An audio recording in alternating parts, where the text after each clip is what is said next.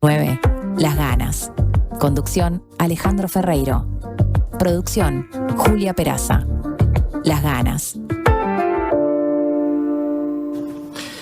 Entonces la cosa es así. Yo venía re preocupado porque me encargué de decirle a los responsables de la editorial de Random House, no le digan nada al invitado, por favor, que nos conocemos, porque él no se va a acordar de mí, porque se acordaría de mí, y yo sí de él. Y además acaba de ganar el Premio Internacional a la Novela de Alfaguara, el Premio Alfaguara de Novela 2026. Y claro, lo conocí en el 2002. Lo entrevisté por un libro de aquel entonces, charlamos y tenía pronto, cuando me enteré que volvía a la radio yo y que él acababa de ganar, dije, los convenzo que venga al programa y voy a buscar la grabación de aquella charla y lo sorprendo. Cuando él diga, no sé, digo, mirá, y le pongo una grabación de él de 22 años atrás. Separé los cassettes, que son 2, separé el libro por el cual lo había entrevistado, todo subrayado con anotaciones, y bueno, por situaciones familiares que no vienen al caso, salieron de la órbita y no los encontré. Entonces me pasé el fin de semana dando vuelta a toda mi casa para encontrarlo y no los encontré. Así que dije, bueno, de esto no se habla, no lo cuento, ya está. Me fui a tomar un café hace un rato acá, a una cuadra antes de entrar a la radio. ¿Y quién entra? Nuestro invitado, que es David Toscana, al que le revelé todo esto ahora y un ratito antes también. Bienvenido, David. ¿Cómo estás?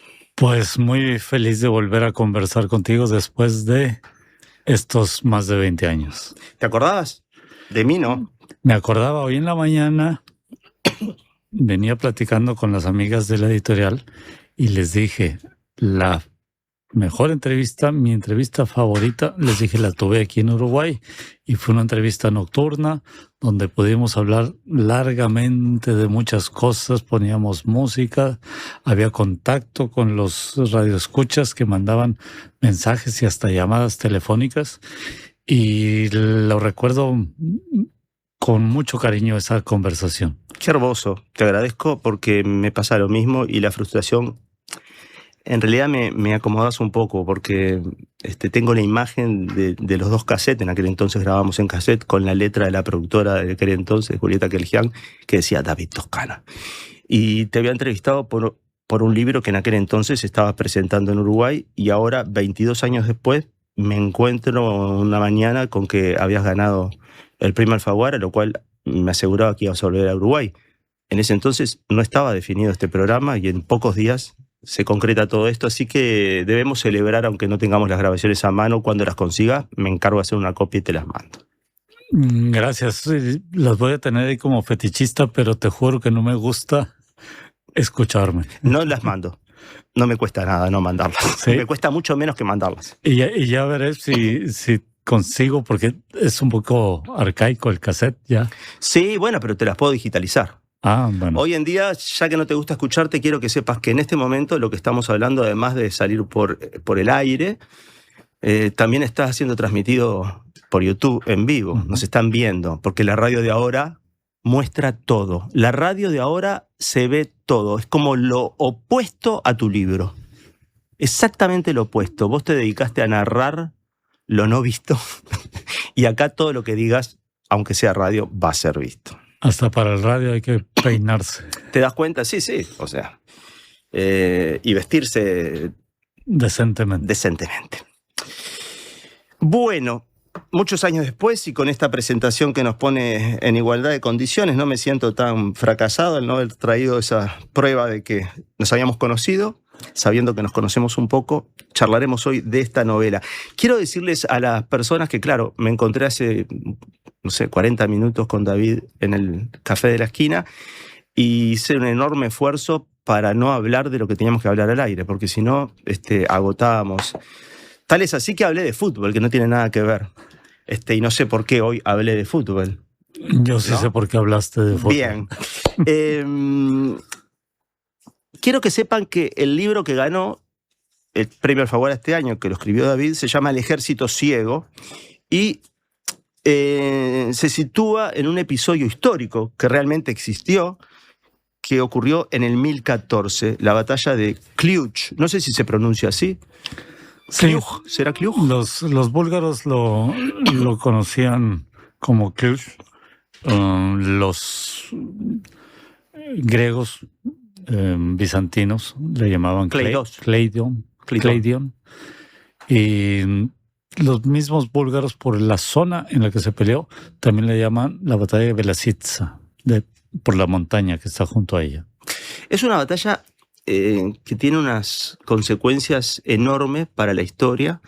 Sobre todo da una muestra de un tipo de estrategia militar que termina llevando a los búlgaros a una derrota no solamente feroz, sino con unas consecuencias terribles, ¿no?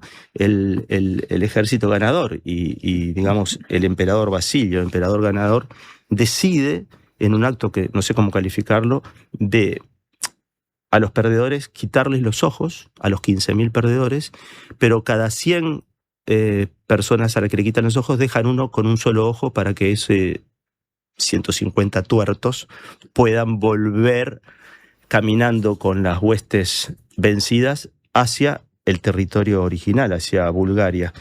Cuando el zar de Bulgaria los ve llegar en ese estado, carece de fuerza anímica para soportar esa imagen y muere. Digamos que esto es las pocas cosas que quisiera contar del libro, porque no me interesa mucho revelar lo que sucede en el libro.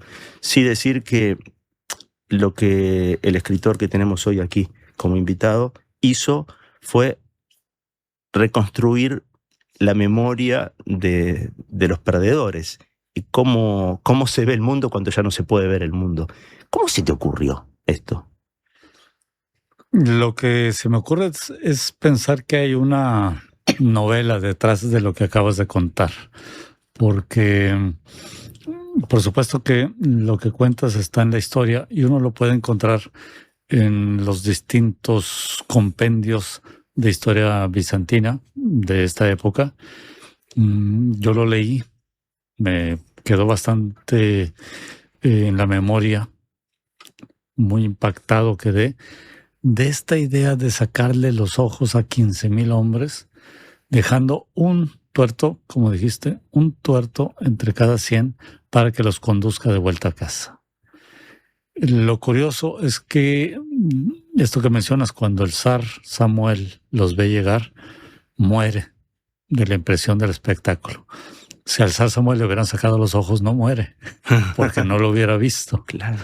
Y la historia no cuenta más. Ahí es donde se queda. Murió el zar Samuel y ya no nos hablan más de los ciegos. Sabemos que el imperio búlgaro cae 3 años después, pero ya no sabemos qué ocurrió con los ciegos. Yo estaba muy interesado y busqué muchos historiadores que me pudieran contar qué seguía y ninguno lo cuenta, hasta que un historiador polaco, Paweł Jasiennicza, dice: esto no es material para un historiador, sino para un novelista. Y claro que lo comprendí. Si la historia guarda completo silencio, entonces hay que imaginarla. ¿Y quién la va a imaginar? Un historiador no puede ser tan poco serio como para imaginar las cosas. Esto es material de un escritor, de un novelista. Es buenísimo cómo contás esa semilla, digamos, que ese historiador plantó en ti. Vayamos un poquito para atrás en el tiempo. ¿Dónde naciste? Al lado de tu diccionario en Monterrey. Y digo esto porque Montevideo y Monterrey, siempre lo he dicho, somos vecinos del diccionario y tan distantes en la geografía. El hecho de que seas de Monterrey, el hecho de que esta novela aparezca en este momento, que se base en un episodio tan cruento de la historia, en un mundo actual tan cruel, ¿no? Tan cruel. Venís de un país donde también han vivido muchas situaciones de crueldad. ¿Decís que hay una especie de puesta a punto personal con la violencia al escribir esta novela? Traté de no pensar mucho en el presente. Y no para justificarme que no va a haber lecturas acerca del presente con esta novela, sino precisamente porque sé que cuando uno trata de serle muy fiel a la historia que estás contando, a los búlgaros de aquella época, a lo que pudieron pasar estos ciegos, sin quererle meter ninguna agenda del presente, pues la literatura siempre la da. Siempre la da porque cito constantemente a Octavio Paz cuando dice: la obra literaria va más allá de las intenciones del autor. Dice cosas que el escritor nunca quiso decir. Y esto es porque si yo me concentro en contar una historia, entonces esta historia va a tener muchas lecturas. Si yo muy deliberadamente digo, voy a tratar de crear a Basilio II con las características de Donald Trump, entonces me sale una caricatura. Y esto no funciona en literatura. Yo quiero hablarte de Basilio II, hablándote de Basilio II, y ya por analogía, ya por la experiencia del lector. Por propiedad transitiva. Por propiedad transitiva, que es lo que siempre ha tenido la literatura. Entonces cada uno podrá ver su personaje. Qué poder, ¿no? El de la literatura, ¿no? Quizás la manifestación más evidente está en esto que vos acabas de mencionar citando a tu compatriota, que es que el propio autor va a descubrir después también de qué escribió. ¿Ya te pasó en estos pocos meses que la novela empezó ¿Cuándo te enteraste que habías ganado? 26 o 27 de enero. Por eso, son pocos meses. ¿Ya te pasó de descubrir cosas que escribiste y que en el momento no eras consciente de que estabas hablando de ello? Sí, ya me ocurrió. Ya sé que se lee con ciertas experiencias del presente. Ya sé, por ejemplo, que tengo lectores búlgaros. Y esos lectores búlgaros, alguno me ha dicho que en esta novela ve la resistencia de los búlgaros contra la Unión Soviética. Claro. Y lo último que me había pasado por la cabeza era esto. Y cuando alguien ve las guerras del presente, cuando un colega nicaragüense ve la situación del poder de una dictadura en su país, cuando en México ven estas formas también crueles de castigo que tienen los narcos, y cuando, entonces puedo hacer una larga lista de las lecturas que he recibido, comentarios, y las tomo cuando alguien me pregunta, ¿pero tú quisiste poner esto ahí? Yo siempre digo, no, pero está muy bien, porque la riqueza de la literatura es que cada libro se completa con un lector. Por eso es tan importante para los escritores que tengamos lectores. El libro es letra muerta hasta que hay un lector del otro lado, y lo completas con tu experiencia, con tus conocimientos, con tu sensibilidad, con tu imaginación. Entran muchos factores personales para leer un mismo libro. Y el que, en cualquier circunstancia, el que leas tú y el que lea yo, aún siendo el mismo autor y el mismo título y las mismas palabras, vamos a tener una lectura diferente. Hay otra parte también que para un escritor es importante, es poder percibir, saber, experimentar qué sintieron algunos de esos lectores. Porque yo siempre pienso en esto, un músico, si hubieras sacado un disco y hubieras tocado el disco ayer, hubieras visto con qué canción se bailaba más, cuál te aplaudían más, cómo reaccionaban a la balada o cómo reaccionaban al punk que tocaste en el tercer tema, en fin. Pero para el escritor, desde ya que no tenés la posibilidad, muy pocas veces podés ver a un desconocido leyendo tu libro y viéndoles las caras, y muy pocas veces, aunque más, tenés la posibilidad de que lectores de distintos países desconocidos te hablen a vos y te digan, mirá, para mí representa esto. Por ejemplo, el ejemplo que me decís del lector búlgaro. Esta gira, supongo, como ganador del premio Alfaguara, que te lleva por varios países, te permite, en este caso, por ejemplo, hablar conmigo y con otros lectores que se presentan en los distintos eventos en los que participás. ¿Reconoces eso como un momento especial cuando te dan una versión singular de tu libro? ¿Lo vivís como recordás esos comentarios? Hoy me decías que recordabas a una oyente que había llamado en aquel entonces que se llamaba Eunice, ¿no? ¿Cómo queda grabado cuando alguien dice algo de lo que uno hizo, ¿no? Sí, claro que queda. Hay una a un protocolo por el que ahora pasamos los escritores, que después de alguna presentación se dedican los libros. Y así sea brevemente, hay una conversación con algunos que ya traen el libro leído. Otros lo acaban de adquirir, otros ya lo leyeron. Y por suerte, cuando alguien se acerca a pedirte alguna dedicatoria es porque el libro le gustó. Entonces es una situación donde uno no escucha malos comentarios. Estos vendrán por otro lugar. Pero por supuesto que hay una relación directa con el lector, y con comentarios breves te pueden hablar de algún personaje que les atrajo, de la prosa,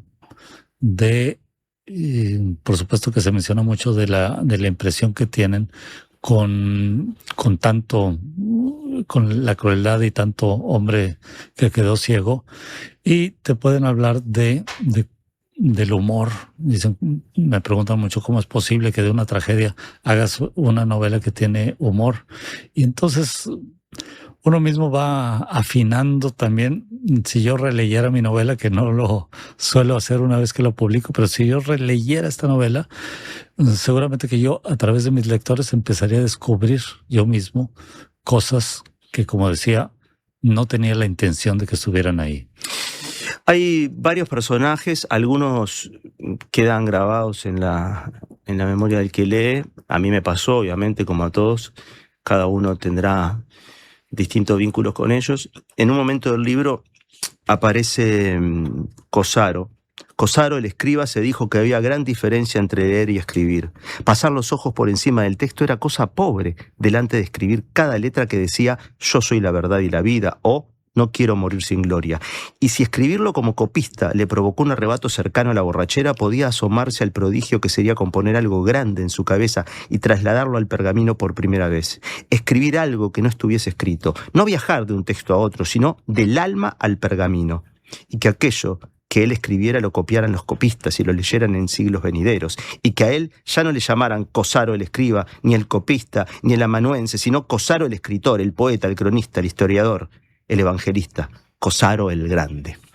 Cuando aparece este personaje, que después va a tener, digamos, un desarrollo que no voy a revelar, yo me sentí como muy atraído por este personaje que recién se presentaba y que después iba a tener un lugar prominente en la historia, y pensé, ¿viste? Quizás ese es un desvío de escritor, pensé, acá puede estar hablando el escritor, pensé, ¿viste? Porque Cosaro es un escribiente, porque me parecía que podía haber una breve investigación inconsciente, incluso sobre la tarea de producir un texto desde el punto de vista autoral.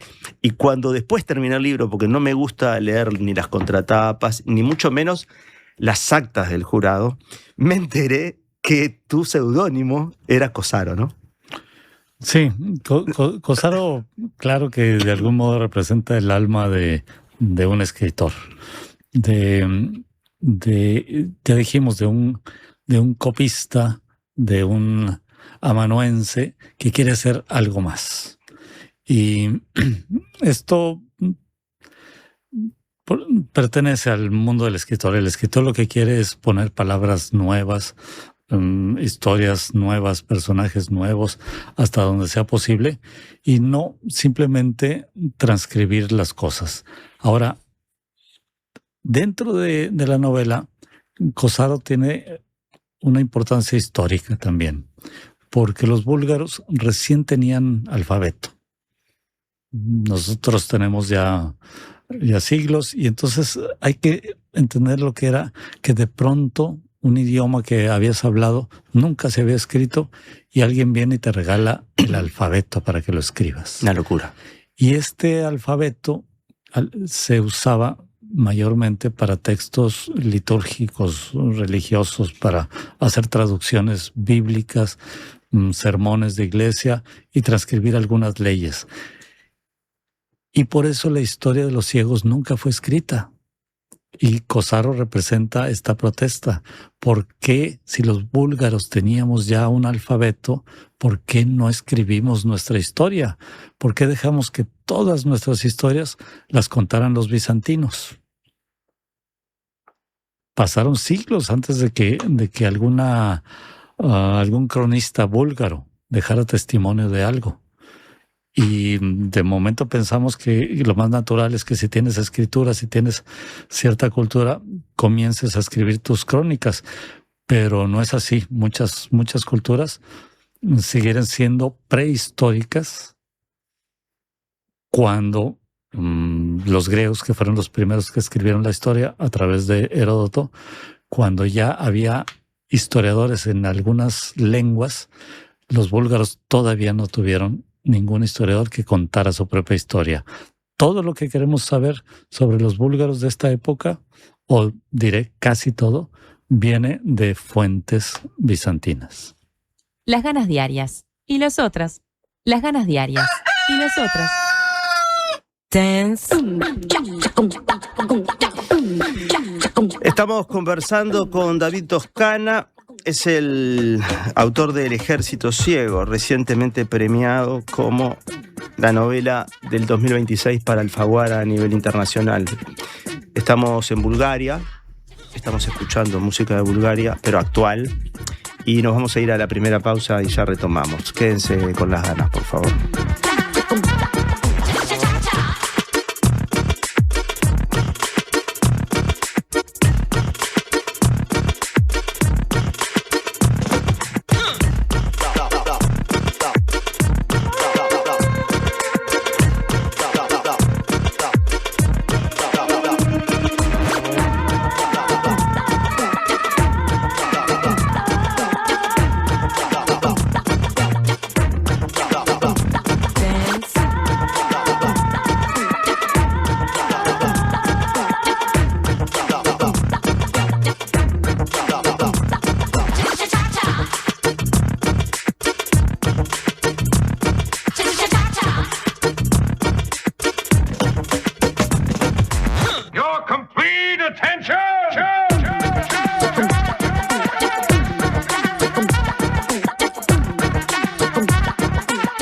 Ya volvemos. Quédense con las ganas. Homeopatía Olivencia. Idóneos en elaboración de fórmulas homeopáticas y florales. Logra el bienestar físico y emocional de forma natural. Olivencia te escucha. Comunicate al 099-471074 o visita nuestra web olivencia.com.uy. El Alemán al Auditorio del Sodre. Último disco de Gerardo Dorado, El Alemán. Yo, ¿quién sería? ¿Cuál es la pintura que te esconde? El Alemán, 3 de junio, Auditorio del Sodre. Entradas en Ticantel. Algo cambiará. Edita Montevideo Music Group.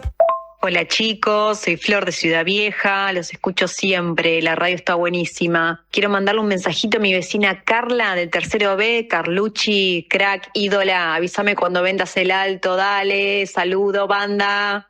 Cuando compras un Suzuki 0 kilómetro, los futuros compradores vienen incluidos. Lleva el tuyo vos también y asegurate la reventa. Visítanos en suzuki.com.uy o en cualquier concesionario del país. Suzuki te entiende. Hola. ¿Estás escuchando Diversidad de Opiniones? ¿Estás bien? Estás en la Diaria Radio 97.9. Prevení dolores cervicales y de espalda. Ajustá la altura de la pantalla. Elegí sillas con buena sujeción lumbar. Prevení. Preasociate a la Española. 1920-1234 o preasociate.com. En la edición de abril de Le Monde Diplomatique Uruguay, análisis del impacto de la guerra de Irán y la invasión al Líbano. En el mundo, Tel Aviv y Washington ya no rinden cuentas a nadie. La lógica de la impunidad de Epstein queda expuesta y la inteligencia artificial está al servicio del imperio. En la región, conocemos los límites del modelo Bukele y las posibles candidaturas presidenciales de Axel Kicillof y del pastor evangélico Dante Gebel. Además, el reclamo de Pedro Sánchez en nombre del sur global, una lectura kantiana del desorden internacional y los desafíos de los jóvenes chinos entre el desempleo y el algoritmo. Suscríbete en lemonde.uy y recíbelo en tu casa. Le Monde Diplomatique, la diaria. ¿Sabías que en Uruguay hay más de 500 especies de aves? Podés encontrarlas todas en la Guía de Aves del Uruguay de Gabriel Rocha, un libro que incluye fotografías y códigos QR con videos y cantos de cada especie para conocerlas en profundidad. Pedí Aves del Uruguay en todas las librerías. Ediciones de la Banda Oriental, Territorio de Libros. Atención, escuchen las ganas.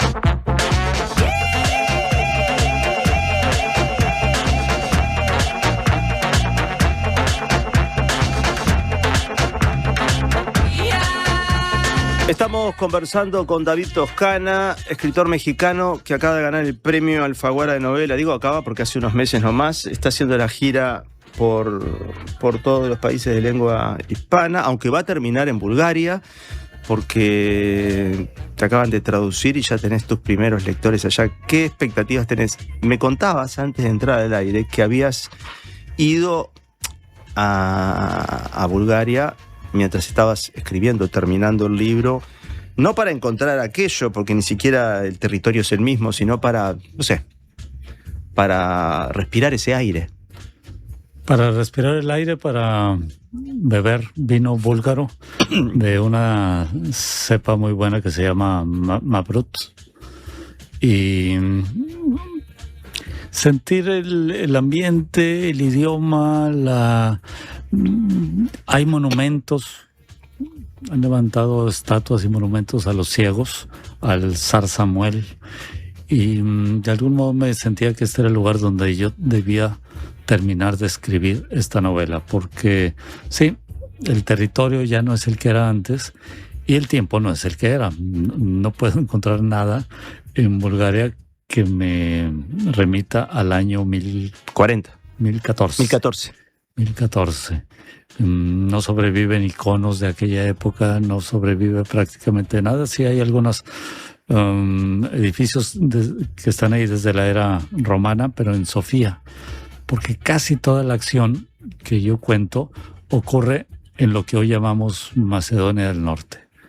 Es donde estaba la capital en aquel entonces del Imperio Búlgaro. Cuando contás la historia, le cuento a los que están escuchando, la historia de estos 15.000 combatientes búlgaros que perdieron esa batalla y son reenviados a su tierra sin ojos, les quitan los ojos a todos menos, o sea, vuelven 14.850, porque hay 150 que le dejan un ojo para que los puedan guiar. Y cuando te decidís a contar cómo habrá sido aquel regreso, ¿no? Eso que la historia no dejó registro. Claro, se abre un mundo apasionante de posibilidades, ¿no? ¿Qué es de aquel que se encuentra con su mujer y su mujer ya no lo reconoce, no lo quiere así? Aquel que tenía ojos azules y ahora no tiene más que cuencas vacías o con gusanos. Aquel que no recuerda a qué ciudad tiene que regresar porque no tenía nombre su ciudad cuando se fue, ¿no es cierto? Y así podemos seguir. ¿Te quedaron en el tintero muchas posibilidades de personajes que no incluiste? Porque, claro, no puedo dejar de pensar en la estructura del que tiene entre manos esta idea buenísima de decir voy a suplir lo que la historia no dejó registro y tenés 15.000 personas para elegir. ¿No es cierto?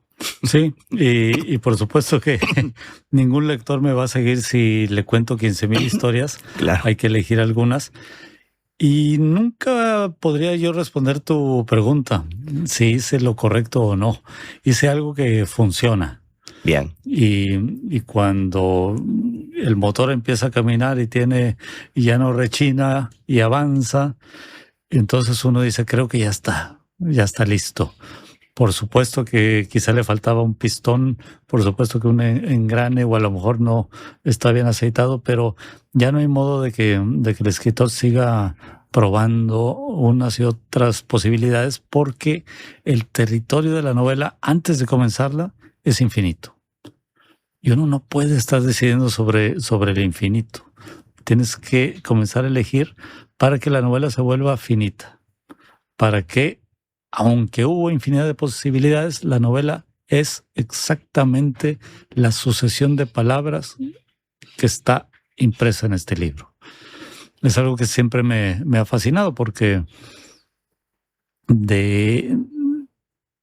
simplemente la combinación de palabras que podemos en una página, hay miles y miles y miles de combinaciones de palabras. Si tomamos un soneto de Shakespeare y se lo damos a 1,000 traductores, seguramente que habrá siempre diferencias, a pesar de que viene del mismo soneto, pese a la fantasía bíblica de la traducción de la Septuaginta, donde para pasar del hebreo al griego se la dan a 72 traductores, y la leyenda cuenta que los 72 tradujeron exactamente palabra por palabra lo mismo, lo cual indicaba que había sido inspirada por Dios. Por lo tanto, la traducción al griego era tan autorizada como el original hebreo.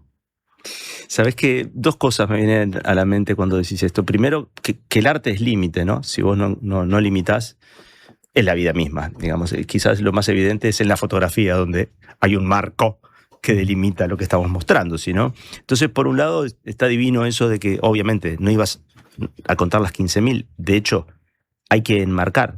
Y por otro lado, siempre pienso esto de que, claro, vos agarrás un libro, supongamos este libro de David Toscano, y uno podría decir, pero pará, todas estas palabras están en este otro libro de Vargas Llosa, solo que en otro orden. Eso es algo fascinante, ¿no? Que con un puñado, que no es poco, de palabras, porque la verdad que yo subrayé, me gusta subrayar, y este libro está muy subrayado. Creo que en mi esquema personal, un libro muy subrayado es un libro muy disfrutado y que tiene muchos pensamientos que me llegaron, pero no es que subrayé, mirá esta palabra, ¿dónde metió esta palabra nueva? Es esa magia de poder articular la teoría de conjuntos, ¿no? Con tantos elementos. Cuando éramos adolescentes y estudiábamos combinaciones de o arreglos de en matemática, era una locura. Bueno, gracias que lo estudiamos, porque lo aplicamos cuando escribimos y cuando leemos. Porque al leer también sucede eso. De hecho, el lector es parte de la creación. ¿Qué tan libre te sentiste o qué tan acotado te sentiste en narrar, como dice en la contratapa, voy a narrar lo que no vi para que lo vea quien me escuche? Esa premisa, ¿es liberadora? ¿Es constrictiva? Casi puedo pensar que ni una cosa ni otra. Estamos creando una novela donde el narrador o los narradores no ven. Y a partir de ahí simplemente hay que ser fiel a saber cuáles son las palabras que puede usar. Entonces él no va a decir, pasó una mujer con un vestido verde. No lo va a decir. Hay muchas cosas que no puede decir una vez que pierde el ojo, pero hay muchas otras cosas que sí va a decir, precisamente porque no tiene ojos. Y cuando cambia la perspectiva narrativa, cuando no apoyas las palabras en la vista, sino en otro tipo de sensaciones, entonces, para mí como escritor era un ejercicio bastante interesante, bastante emocionante. A veces darme cuenta de que se me ve deslizado por ahí algo que el ciego vio, y entonces tengo que regresar y revisar y decir, esto no puede ser. Pero empiezo a descubrir otras cosas que se dicen. Porque uno de los ciegos sí comenta cuando salen de Constantinopla, dice, si yo tuviera ojos, les estaría hablando de las murallas, de las iglesias, de las torres, de Ese las recurso mujeres, está buenísimo. del vestido, del mercado, de lo que se vende en el mercado, hace una lista de lo que haría precisamente un hombre que va saliendo de Constantinopla, esta ciudad maravillosa que para él tendría que ser tener todos los méritos de describirla. Y dice, pero como no tengo ojos, solo les diré que salimos de Constantinopla. Entonces da un remate, dice, porque los ojos gastan muchas palabras. Los ojos gastan muchas palabras. Gastan muchas palabras, desperdician tinta y pergamino. Y entonces él empieza a crear un lenguaje esencial que no acude a la vista, y sin embargo, espero que, como dice esta frase que tú mencionaste ahora, voy a narrar lo que no vi para que lo vea quien me escuche. Porque muchas veces cuando leemos, no siempre, pero muchas veces, estamos creando imágenes en la cabeza. Claro que hay que tomar en cuenta que mis personajes ciegos es gente que tuvo la vista y luego la perdió. También sería muy interesante trabajar con un narrador que nunca haya tenido vista. Homero, la tradición dice que es ciego, pero nos da tanta información visual que nos cuesta tenemos creer, que suponer que hubo un tiempo en que sí tuvo la visión. Claro. ¿Sabes qué? Lo que sucede, no sé si será porque comenzamos la radio hace apenas 3 semanas, siento que acá en el programa hay muchos temas que se presentan y también algunos hilos conductores que se van, digamos, de alguna manera extendiendo y abarcando todo lo que hacemos. En el primero de los programas, en el arranque, hablamos con una filósofa, Megan Seinal, el programa se llama Las Ganas, ¿viste? Y hablamos en torno a qué significan las ganas hoy en día, donde las ganas son un lujo para mucha gente y para otros son un mandato, ¿no? Este mandato de si querés podés, lo cual tampoco es verdad, es una mezquindad de la sociedad en la que vivimos, y del oculocentrismo y de cómo vemos todo más que oír algo o que tocar, ¿no? Cómo concentramos. Entonces, a mí tu libro me hizo mucho pensar en esto. Y hay un pasaje que me emocionó mucho, que es cuando están volviendo los 15.000, camino derrotados, sin ojos, camino a Bulgaria, pasan por el mar, se acercan al mar, ¿no? Y bueno, y una de las cosas es que dice uno de ellos, también nos pidió que no nos comportáramos como niños. Cosa imposible, el mar estaba ahí para volvernos niños. Y nunca hubo niños ciegos tan contentos en el mar. Si los historiadores, en vez de ocuparse de batallas y emperatrices, contaran lo que en verdad deben conocer las generaciones por venir, habrían de dedicar muchas líneas a esos hombres con el agua a la cintura o en el cuello, que chapaleaban y brincoteaban, cantaban y reían y se olvidaban de la muerte, de las deudas y las ampollas, de las vilezas y el paso del tiempo para celebrar, como nadie ha celebrado jamás, el triunfo de las tinieblas sobre la luz. Es re lindo eso, porque si te metiste al mar con ojos no es lo mismo que meterte al mar sin ojos, ¿no? Ni vendado, tampoco es así. No hay forma de reproducir esto en la vida de un vidente, digamos. Sí, uno de los ciegos dice que la palabra que más se utiliza para referirse al mar es inmensidad. Y él dice, para nosotros el mar no es más que el agua que nos está tocando la piel. Hermoso. Y a partir de este y de otros indicios nos damos cuenta cómo la percepción, cómo las palabras, cómo la forma de narrar esta historia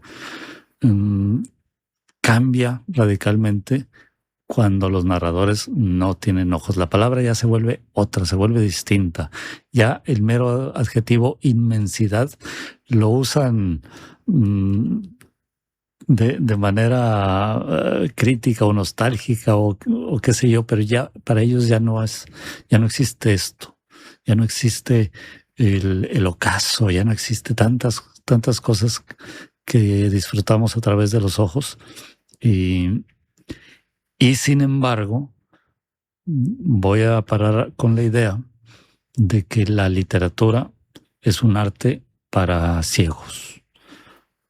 Porque cuando nos asomamos a un texto literario, no lo estamos viendo, no estamos viendo lo que nos cuenta. Estamos viendo palabras que son unos signos, pero ya sabemos que las palabras podríamos haberlas escuchado también. Y ya sabemos que los ciegos las tocan con las yemas de los dedos. Entonces, la literatura no va al ojo. Podemos crear algo, podemos echarnos en la imaginación ciertas imágenes, pero tanto la podemos leer como la podemos escuchar con los ojos cerrados. Entonces la literatura no es para ver, es para imaginar, para interpretar, para entender, para recordar, para un montón de estímulos que están en la cabeza, pero no necesariamente ninguno de los sentidos. No descuidemos las ganas, ¿eh? Estamos conversando con David Toscana sobre su novela El Ejército Ciego. Vamos a irnos a la última pausa y entramos en la charlita final de este reencuentro que me alegra estar viviendo. Cuando nos conocimos en aquel entonces, yo tenía, lo hablamos ahora, unos discos en formato CD de las misteriosas voces búlgaras, que son como unos coros femeninos muy característicos de la zona. Yo quería traer algún vinilo que me conectara con el libro, y una de las cosas que hice mientras los leía, cuando estaba en mi casa, porque lo leí también en bares, como se debe leer en la calle, fue escuchar a Bartók, que si bien es un húngaro, dedicó buena parte de su trabajo etnográfico y de musicólogo investigando la música de algunos países de lo que vendría a ser Europa Oriental, y se concentró mucho en Bulgaria. Y en este disco que vamos a escuchar, que es un concierto, la cantata profana, hay una conexión con esas, me acabo de dar cuenta en este momento, con esas misteriosas voces búlgaras.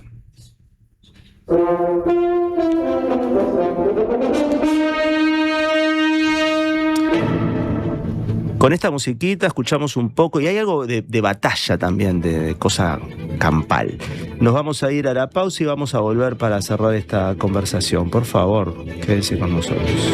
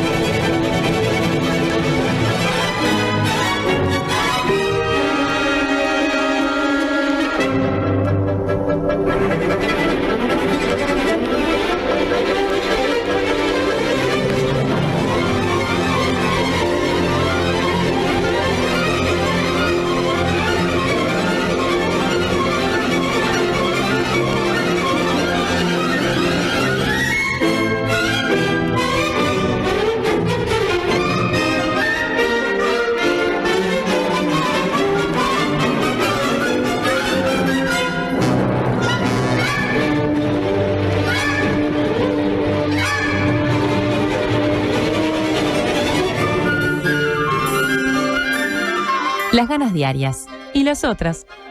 ¿Qué es mejor? ¿La hamburguesa o el choripán? ¿La Rambla o el parque? Nosotros no sabemos. Lo que sí sabemos es que para cobrar tu sueldo, mejor en tu banco. Es mejor porque abrís tu cuenta 100% online y porque tenés la nueva tarjeta internacional Bro Recompensa Mastercard Débito. También es mejor porque tenés adelanto de sueldo sin intereses. Y es mejor porque tenés la seguridad y confianza de siempre en el banco de siempre. Abrí tu cuenta sueldo a través de eBrow. Te lo repito, tu sueldo mejor en tu banco. Banco República, nuestro banco país. Infórmese sobre la garantía de depósitos en su institución de intermediación financiera o en www.copap.org.uy o vía infocopap@copap.org.uy.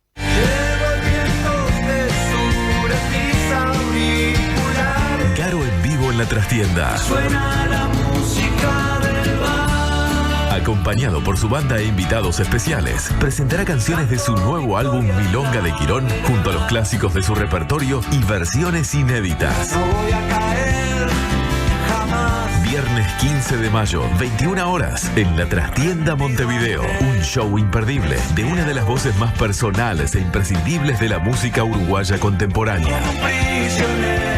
Entradas disponibles en Passline y en todas las redes de cobranza del país. Invita Bizarro.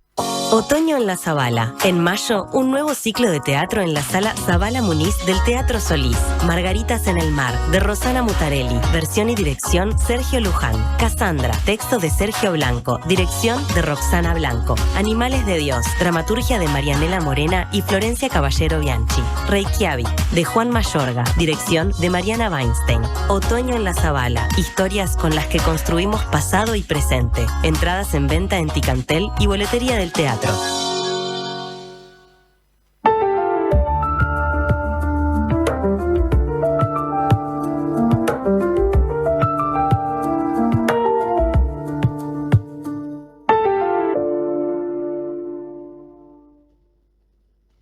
Dale, decile. Mamá. En Tigo, sabemos que un buen día siempre trae una buena sorpresa. Por eso, en este Día de la Madre, regálale un Samsung Galaxy A16 con un plan de 100 GB desde 950 pesos por mes para que disfrute de red y cobertura a donde vaya y esté siempre conectado. Encontralo en todas nuestras tiendas o en tigo.com.uy. Tigo, lo bueno pasa contigo. Protege y embellece tus maderas con protectores de maderas Farben. Tecnología de última generación al servicio de tu propósito. Con acción fungicida, protege de los rayos UV y es hidrorrepelente. Indicados para maderas en interiores y exteriores. Ideales para puertas, ventanas, portones, muebles de jardín y decks. Protectores de maderas Farben. Encontralos en tu pinturería o ferretería de confianza. Las ganas van y vienen. Estamos conversando con el escritor mexicano David Toscana, responsable del Ejército Ciego, este libro que ha ganado. Yo repito todo esto al comienzo y al final de cada bloque porque es verdad que el oyente a veces prende la radio y le interesa quién está hablando y a veces lo he vivido del otro lado. Pero ¿quién es? Díganlo. Así que lamento ser reiterativo, pero es importante. En la novela Duelo por Miguel Pruneda, que creo que nos conocimos con esa novela, dice alguien que se comunica por el 099-891-888. En la novela Duelo por Miguel Pruneda, Toscana hace encontrar en el tomo 8 del Diccionario Enciclopédico Salvat a Montevideo luego de Monterrey. Conservo esa enciclopedia que compré por tomos en forma mensual cuando era niño. Ahora lo recordé cuando habló de su lugar de nacimiento. Sí, y buena parte de la novela tiene que ver con esta cercanía en la enciclopedia. El personaje le llama así, Montevideo, vecino en el diccionario y tan distante en la geografía. Pero aún así empieza a imaginar la ciudad de Montevideo y siente que ese sería el paraíso a cambio del infierno que él está viviendo en Monterrey. ¿Qué aprendiste escribiendo El Ejército Ciego que no sabías antes de terminarlo? Aprendí a trabajar con la prosa de manera distinta, por lo que ya mencionamos, que es una prosa un poco huérfana de imágenes. Aprendí, por supuesto, mucha historia bizantina, búlgara. Aprendí todo el trabajo que hay que hacer para que en una novela de esta época no meter anacronismos. Claro. Saber, por ejemplo, algo que aprendí cuando en una escena tenía al padre Alseco que se emborrachaba con aguardiente. Muy pronto aprendí que no existía el aguardiente, puesto que no existía la destilación de alcoholes todavía. Entonces, uno tenía que... Se tiene que emborrachar con otra cosa. Con otra cosa, sí, pero de que se emborrachó, se emborrachó. Entonces, mencionamos la palabra bizantino, pero ellos nunca la usaron. Entonces, en la novela no está. De hecho, cuando nosotros decimos que esto ocurrió en el año 1014, esto no aparece en la novela. Claro. Porque para ellos era el año 6522. La cronología de antes y después de Cristo tardó mucho en arraigar en distintos lugares. Los los que hacían los calendarios no estaban ahí delante del Cristo crucificado para empezar a contar los años, sino que tardó siglos esto. Y en Bulgaria todavía se seguía una tradición que había marcado el origen del mundo. Ellos creían que 6.522 años antes el mundo había sido creado por alguna persona que se metió a contar a través de la Biblia y las generaciones y todos los pasos de tiempo que uno puede leer en la Biblia. Alguien dijo saber ya exactamente cuándo se creó el mundo. Yendo para atrás. Echando para atrás. Y había varias cuentas, pero había incluso uno que decía que se había creado el mundo 4.000 y tantos años antes de Cristo, en la noche del 22 al 23 de octubre. ¡Opa! Ahora, son muy simpáticas estas porque ¿cómo poder concebir un 23 de octubre cuando apenas estaba creando la Tierra? Para mí estas cosas son muy, muy simpáticas y claro que a uno le mueven la imaginación. Si es posible que la Tierra haya sido creada en una fecha precisa. Yo no sé cómo hacen los sabios para asegurar que vivimos en el año 6522 desde la creación. Nosotros ya habíamos perdido la cuenta de los días desde que salimos de Constantinopla, tal como la pierden los presos en las mazmorras. Algunos decían que 12, otros 9, otros 15. Entre tanto número, alguien debía de estar en lo cierto, aunque más por acaso que por saber. Qué linda esa frase, más por acaso que por saber. Quizás los tuertos contaban mejor por ver aparecer y ocultarse el sol. Y para salir de dudas podríamos preguntarles, solo que no nos hablábamos con ellos. Se volvieron de otro país. Ellos querían mandar, creyendo que en tierra de ciegos el tuerto es rey. Pero entre nosotros, ellos eran los parias. Mucho se habla en las escrituras de los ciegos, pero a los tuertos no se les menciona. El tuerto es un ciego incompleto, no es frío ni caliente. Y es cierto, me leí las escrituras. Para mí es no solo un texto tradicionalmente sagrado, sino que es gran literatura.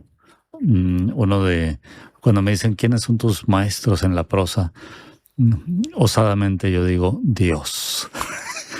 Porque si Dios dictó todas estas palabras, siempre decimos esta es palabra de Dios cuando se claro. lee en la iglesia, y supuestamente todo fue inspirado por Dios, los profetas y todo lo que está escrito, y es muy buena prosa, muy concreta, no habla de más, necesita 3 líneas. Es austera.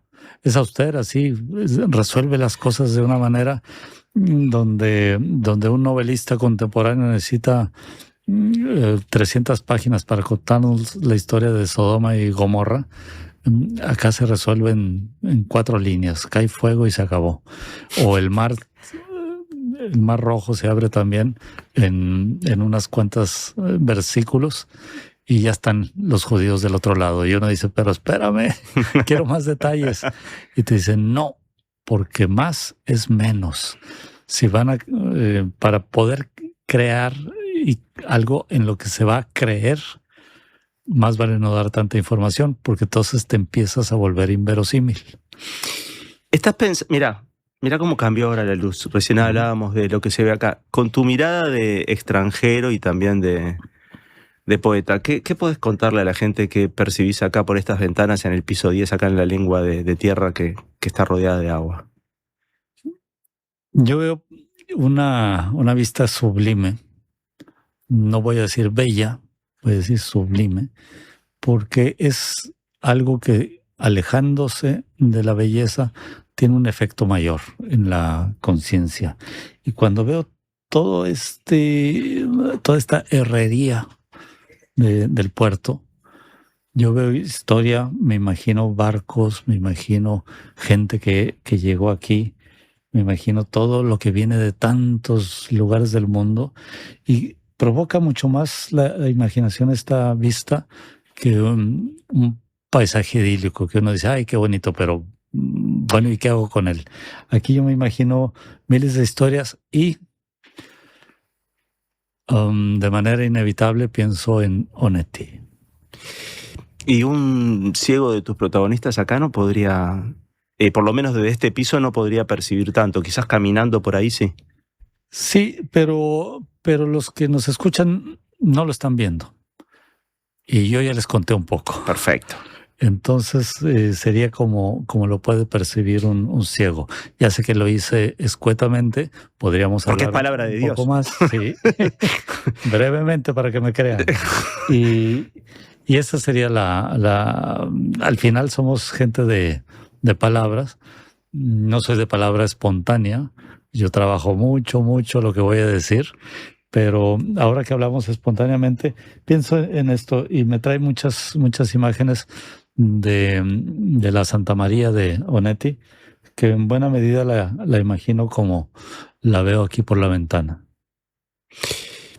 En el final de nuestra charla, David, ¿tenés ya entre manos una nueva historia? ¿Estás trabajando o estás de alguna manera recogiendo material, pensamientos? ¿Pensás que después de una premiación, ya sabemos lo que significan los premios, o por lo menos creemos saberlo, esto te estimula, te distrae, te frena?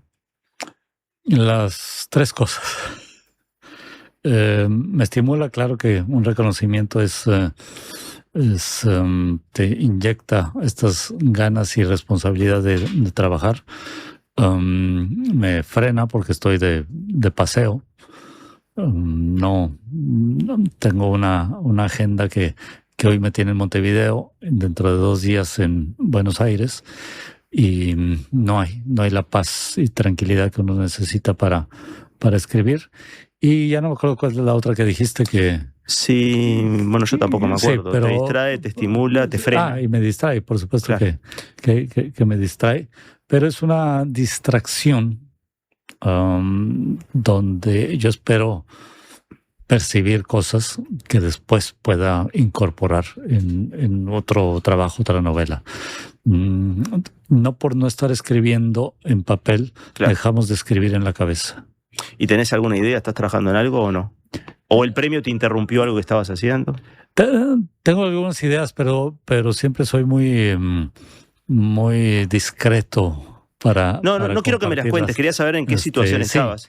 Sí, estoy en una situación donde yo ya tenía una idea y la voy a madurar. Tampoco como esta novela que la tuve varios años en la cabeza hasta antes de escribirla, pues la que tengo en la cabeza sí la dejo madurar porque no hará ningún mal.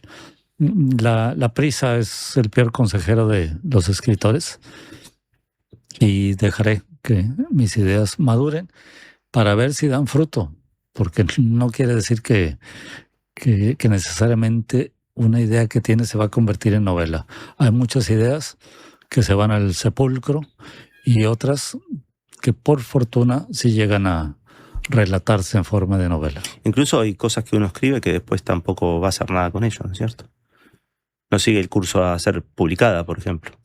Sí, tengo muchas cosas. Tengo trabajos enteros, una novela completa que no me atrevería a publicarla. Alguien me dice, pero está muy buena. Y dije, sí, pero no. Para mí es un paso hacia atrás esa novela. Entonces, si no vuelvo a dar un paso hacia adelante, prefiero no publicar. David, ha sido un placer reencontrarnos. Espero que no pasen 22 años de nuevo para volver a charlar. Yo espero que sí, porque entonces seguiremos vivos. Bueno, o sea, bien. No hablemos hasta dentro de 22 años. Me encanta esa vuelta de tuerca. Estuvimos conversando con David Toscana, escritor mexicano, responsable del Ejército Ciego, Premio Alfaguara de Novela 2026.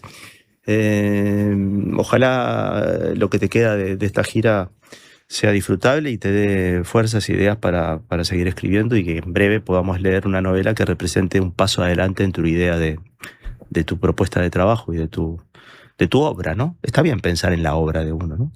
Sí, está bien y está muy bien pensarlo también aquí en Montevideo, donde otro de mis padres, que es Onetti, por aquí sé que camina su espíritu. Ojalá te lo cruces.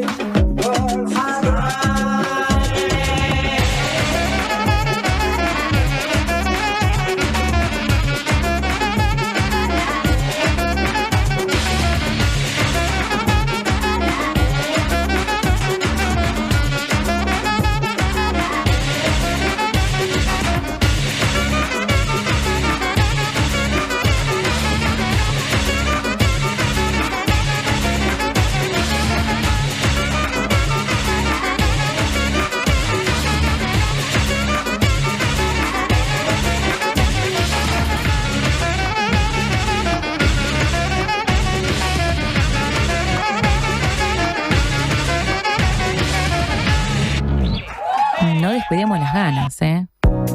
Tenemos una buena noticia. Si tu cédula termina en 4, podés afiliarte a Médica Uruguaya a través de FONASA.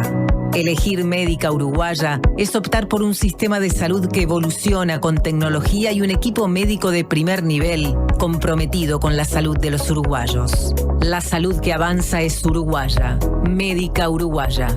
Por más información, comunicate al 2487-4950.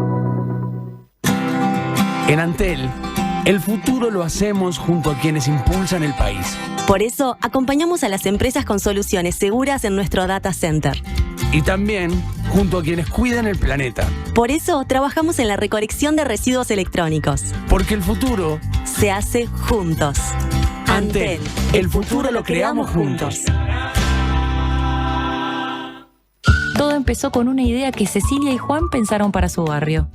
La presentaron al presupuesto participativo, la gente la votó y hoy la comunidad entera la disfruta. Ahora te toca a vos. Presenta tu propuesta hasta el 18 de mayo en montevideo.gov.uy o en los centros comunales. Con una idea podés cambiar tu barrio y la vida de mucha gente. Presupuesto participativo 2026. Intendencia de Montevideo. Una radio para quedarte escuchando. La Diaria Radio 97.9. En ANDA lo damos todo y los propietarios nos hacen todo tipo de preguntas. Para alquilar mi propiedad con ANDA, ¿tengo que ser socia? No tiene por qué. ¿Pero puedo serme socia? Puede. ¿Y qué gano? Puede pedir adelantos de alquiler y cobrar varios meses juntos. Taca, taca. Soy propietario. ¿Qué me dan? Poder cobrar en fecha todos los meses. ¿Me sirve? ¿Un cafecito? Bueno. No hay garantía como la de ANDA, porque es la que da más beneficios y descuentos a inquilinos y más seguridad a propietarios e inmobiliarias. La garantía más aceptada del país, la número 1. La más conveniente. Sí, en ANDA lo damos todo. Se viene el invierno y en Megal queremos hacértelo más liviano. ¿Sabías que en Uruguay se vende una garrafa fabricada en Noruega que pesa la mitad que las comunes? Mejora la vida de quienes tienen que cargar con ella. Es translúcida y se puede ver cuánto gas le queda. Está hecha con un material amigable con el medio ambiente. ¿Qué estás esperando para cambiar tu vieja y pesada garrafa por una garrafa liviana de Megal? Si estás escuchando esta radio, te la cambiamos sin costo. Llama ahora al 19220 y decí la palabra clave, La Diaria Radio. Megal, innovamos con energía. Las ganas se contagian. Aprovechen. Algunas personas se comunican y dicen cosas como: estoy feliz de tener el programa de tarde, que puedo escucharlo y que después vengan Guille y Dopico, grande este proyecto. Oyentes que quizás no seguían de aquella época en la que yo conocí a Mauro Correa, que es nuestro invitado del momento. ¿Vos recordás cómo nos encontramos nosotros? No, ni idea. No, pero yo recuerdo ser un gran fan de tu programa y aparte fue un programa que me abrió mucho. Estoy muy contento de estar acá contigo. Bueno, bienvenido. Y la verdad que vengo siguiendo ahí lo que está pasando con la diaria. Está buenísimo. O sea que nada, muy contento. ¿Sabés, Mauro? Te voy a acercar el micrófono. Dale. Pero no... Pirexia es la palabra. Pirexia. Claro. Pirexia. No, impresionante todo la información, todo lo que aprendimos en ese momento, en esas épocas, en esas entrevistas, en esa forma de encarar la radio. Así que tremendo. Y Pirexia, para mí, que me digas esto, no me acordaba. No te acordabas, claro. No me acordaba. Un día recibí las primeras muestras o sea, yo sabía que existía Pirexia, una banda que tuvo una historia increíble. Creo que no sé si hay gente actual, gente que nació después de esa época, que sabe que existió una banda que tuvo un recorrido tan particular. También formaba parte de un circuito que sigue existiendo, supongo, que es muy importante. Pirexia, cuando empecé a escuchar... Eras el batero de Pirexia. Claro. Ahora por Carlitos, estuvimos con Carlitos. Carlitos es Necro, ¿no? Claro. Boom Boom Kid. Primero Pirexia, después con Pirexia vino atrás Carlitos, que era amigo de ustedes, y empezó a venir, le hice 2 o 3 charlas, tuvimos con Necro, ya era Boom Boom Kid. Sí. En aquel entonces ya no existía Fan People. Es verdad. Por otro lado estaba con Fantasmagoria. El Gori. Gori, con quien también tuvimos muchos encuentros. Bueno, pero ese momento fermental y también de separación de banda, arrancar nueva banda, Pirexia giraba. No. Giraba por el mundo. Era una cosa de locos, ¿no? En una época en que no se giraba. No, muy loco. ¿Nunca sacaste un vinilo de Pirexia? Salieron 2 7 pulgadas en la época. En la época, por eso. En el 98 salió un 7 pulgadas que lo editó un sello desde Estados Unidos que se llamaba Sin Fronteras Record, que era un punk de Minneapolis que le gustaba el hardcore punk latino. Y sacó... Claro, Pirexia entraba en ese... Entró ahí, sacó cosas de Brasil, un par de cosas de Argentina muy raras. Y sacó Pirexia. Dale a tu vida nuevos caminos para andar, se llamaba el single. Sí.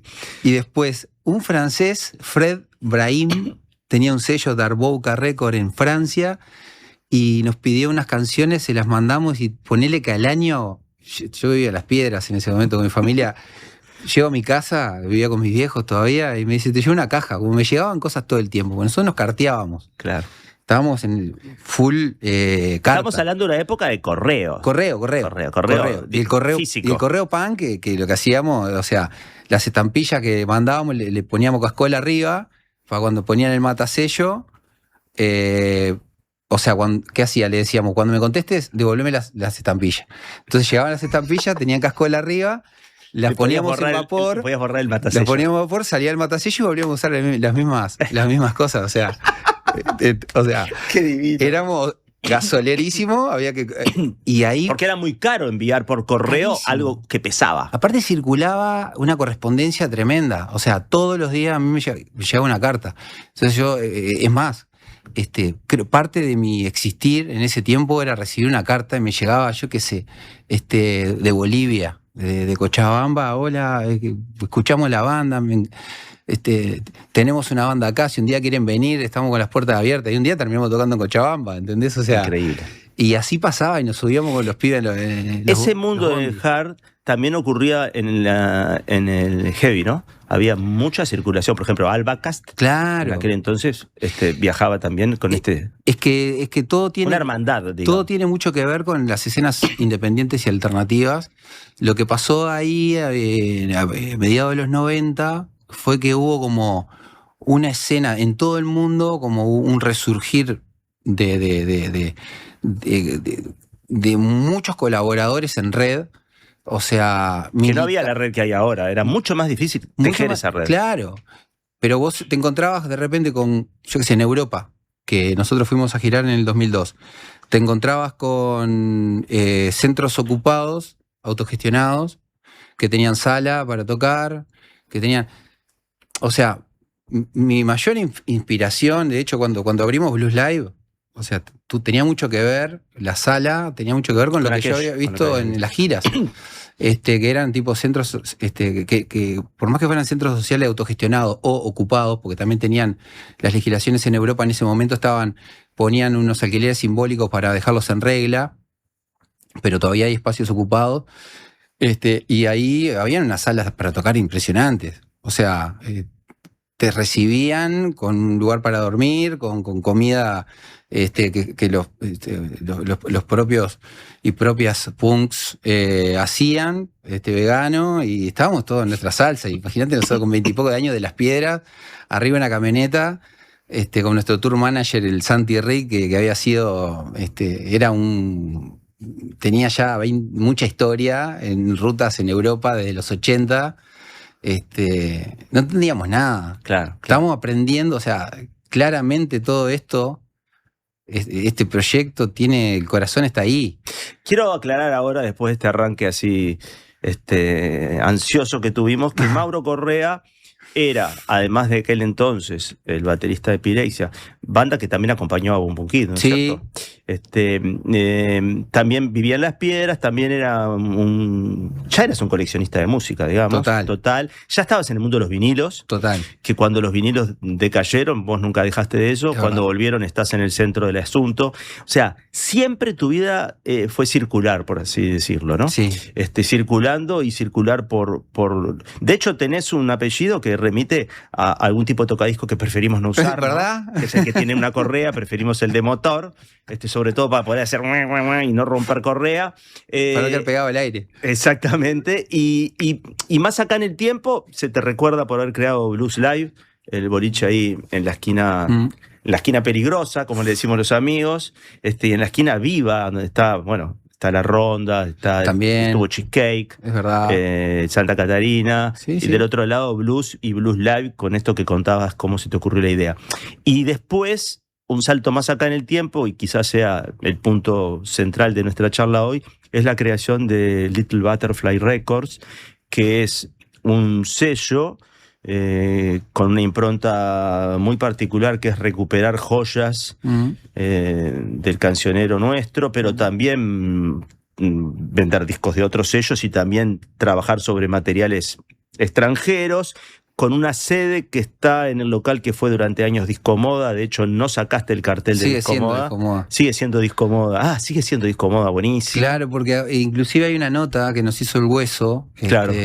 para la diaria, que todavía Pinocho vivía. Pinocho llegó en el 74 ahí. Entonces, le digo, vos, Pinocho, está tu local, te fuiste, te jubilaste, dejaste, vi el local vacío. Le digo, lo voy a alquilar. Me gustaría seguir usando Discomoda, porque yo me iba a cagar de risa con el viejo ahí. Era impresionante la tertulia que teníamos. Entonces, tiene mucha historia eso, ¿viste? Porque aparte vos vendías discos en la feria, ¿no? Claro, yo vendí discos a principios del 2000, 2004, 2005, por ahí. ¿Quiénes comprábamos discos en ese entonces? Y bueno. Algunos. Sí, yo me acuerdo, o sea... porque después resurgió el vinilo con todo, pero hubo un momento mortuorio. Fíjate que ponele... yo en ese caso ya estaba ahí porque estaba coleccionando a full. Ya me había empezado a obsesionar con la música, los archivos arqueológicos de música sudamericana, Uruguay, y a partir de ahí empecé con, viste, obsesiones con Brasil, con Perú, con Argentina. Entonces, me acuerdo que de hecho me termina de hacer un clic en Perú, yendo a buscar discos Perú de Uruguay, porque hay mucho más siempre, más allá. Claro. Un simple que sacó, una banda sacó solo un simple que grabó 2 canciones, que no sé qué, que el sello independiente, que la edición privada, que bueno, ahí estábamos entre todos los dementes tratando de y ahí pasaba el Tristán Narvaja, el centro, ¿viste? De todo eso, pero la realidad es que Ricardo, ponele ahí en la esquina, claro, o el Flaco José, nunca dejaron de vender discos. Es verdad, siempre estuvieron ahí. Siempre hubo discos de vinilo en la feria. Entonces, claro, en este resurgir, digamos, de alguna forma, nosotros también es nuestra forma de vida, o sea, hay un resurgir, sí, por suerte, gracias, muy agradecido, porque nuestra tienda es una tienda especializada, vende discos de Discomoda, no discrimina género y sostiene mucho del sello, la venta de discos, el delirio del sello, lo sostiene mucho la tienda. Y además, nuestra forma de vivir no tiene que ver con una moda, ¿viste?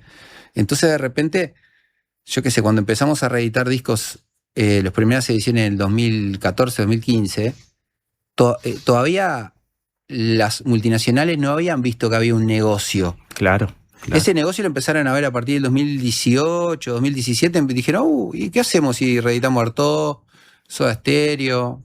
Y ahora empezaron a tirar discos como...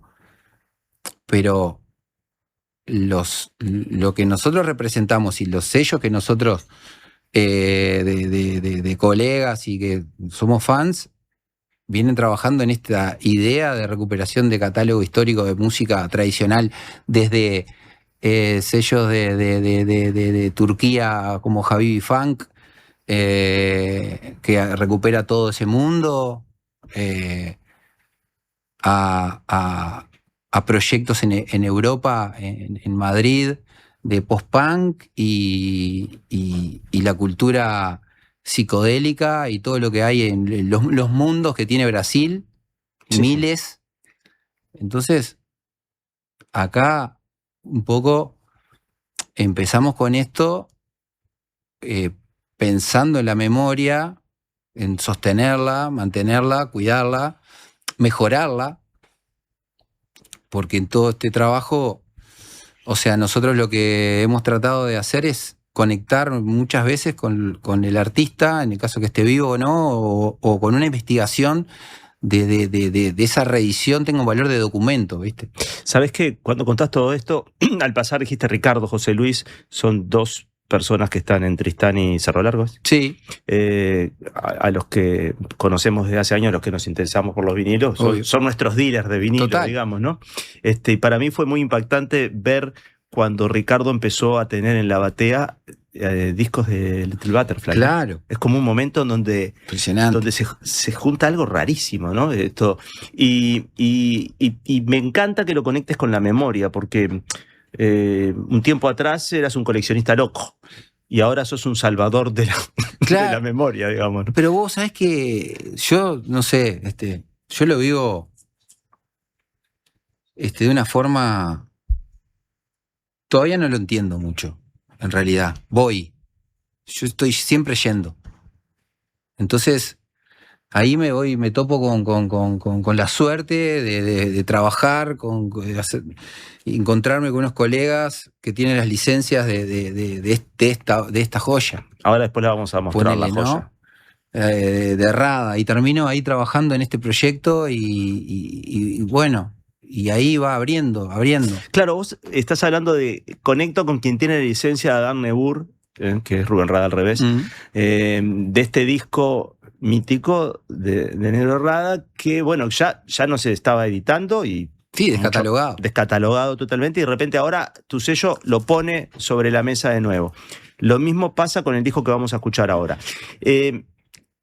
Yo recuerdo estar trabajando en la emisora del Palacio, por ejemplo, hace años que tenía una discoteca muy grande, o en otras radios que había discoteca, y cómo fueron abandonando esos discos al punto de, en parte los vendieron al mejor postor por la cantidad, que ahora los tengo en casa, muchos de ellos, discos que yo pasé cuando tenía 19 años en la emisora del Palacio, los tengo en mi casa y sé que es el mismo ejemplar, porque tenía una marquita que le había hecho a los temas que más pasaba el operador de turno había marcado, o tengo algunos discos que sé que están tildados por Rubén Castillo. Tremendo. ¿Entendés? Tremendo, es muy emocionante. Muy discos emocionante. que yo amaba y que terminaron. Discos que encontré tirados en las volquetas. Sí, hubo épocas de eso. ¿No? Yo tengo, no sé, 70, 80 simples que los encontré tirados en la puerta de una casa donde yo ya no vivía. Un día pasé para ver qué pasaba en esa casa y estaban todos puestos ahí del lado de afuera de la volqueta.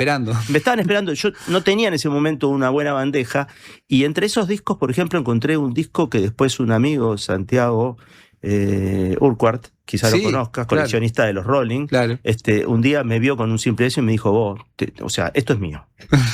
Y me lo sacó, porque yo no me considero un coleccionista, ¿no? Pero él me dijo, no, de estos discos, mirá, se hicieron 4, no sé qué, vos lo que tenés acá, vale, yo me voy a quedar con esto, me lo voy a llevar. Digo, pero escúchame, pero no, me lo voy a llevar y te voy a dar a cambio este disco de las grabaciones de los Rolling en todas las radios de Inglaterra, que también es... Pero esto lo tengo que tener, y se lo llevó así, y vi el brillo de sus ojos. ¿No viste el mundo ese lo que es? ¿No? Claro, el brillo es un mundo hermoso. Entonces, tal cual. No es snob tener estas bandejas acá. Quiero decirlo específicamente, no es un capricho tener estas bandejas acá para mí, y nos permite hablar de estas cosas y también hablar de cómo el sistema en el que estamos inmersos, asimismo se corrompe, se rompe, se destruye para crear un sistema que es un mejor negocio, pero una pérdida de calidad. Por ejemplo, cuando aparecen los compact discs, que su propio nombre define compactar los extremos. Para alguien que haya escuchado a los Beatles solamente en compact, si un día escucha un disco bien grabado, va a entender que había otras frecuencias que no sabía que habían sido tocadas en su momento. Y otra calidez también. Y otra calidez, algo más orgánico. Recién trajo Mauro algunos discos. Quiero que sepan que que estoy mostrando para quienes nos ven por YouTube, el hermoso disco de Jaime Ross interpretando los textos de Mauricio Rosenkopf con música de Jaime, La Margarita, un disco que fue rarísimo en el momento que salió. Muy raro. Muy raro. recién lo piqué acá para ponerlo en puerta y es increíble el sonido. Vamos a ver qué pasa. Aparte la primera vez, por primera vez en vinilo. Claro, porque nunca tuvo una edición en vinilo, porque agarró esa franja donde ya no se... Tiene un valor extra. Es importante que sepa la gente que un disco que fue grabado en tecnología para vinilo, supongamos en los 70, cuando después se hizo el compact, ese compact reduce las frecuencias, pero a veces después se volvió al mundo del vinilo y a veces hay ediciones que se hacen a partir de la grabación del CD, por lo cual tampoco se recupera aquello. No. Está clarísimo que vos lo que vas es a recuperar lo original. Exacto. Hay algunas cuestiones que ya son... que ya no van a volver ya no hay un proceso 100% analógico. Claro. Esa es la realidad. Hay un proceso digital que se hace, un máster para vinilo desde un proceso digital. O sea, uno cuida hacer ese proceso bien y que esté bien adecuado a la necesidad del formato del vinilo, de sus frecuencias, de lo que... Pero la realidad es que hay muchos proyectos actuales de disco que también son grabados de manera digital y pasan por un proceso. Hay un masterizado pensando en el vinilo. Claro. De hecho, si haces un disco ahora, tenés que masterizar para Spotify de una manera y para vinilo de otra para que no se pierdan frecuencias. Exacto. De hecho, quien masteriza pensando en Spotify, masteriza pensando que la gente lo va a escuchar en el auto, iba a decir, en un Discman, en un auto, en un reproductor digital, pero otra cosa cuando vos vas a escucharlo en formato vinilo.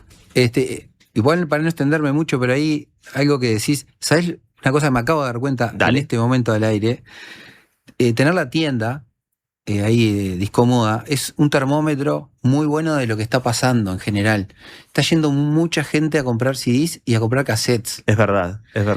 Van los pibes muy chicos. Hay un leve y pequeño cambio que tiene que ver mucho con esto. Y una cosa que me dijo un artista con el que estamos trabajando y sacamos un vinilo, David Dausito, que para los pibes chicos, esta es la nueva tecnología. Y van a buscar el CD para ir para atrás, por vintage. Exacto, esto es lo nuevo. Sí, también está la portabilidad del CD, ¿no? Exacto. ¿No? Entonces, viste, hay tantos mundos ahí que está... Que ahí nos damos cuenta que la diversidad vale para todo. Total. Vamos a escuchar La Margarita a ver cómo suena. Vayamos. Que nunca falte. Nunca en vinilo hasta este momento que Mauro se puso las pilas.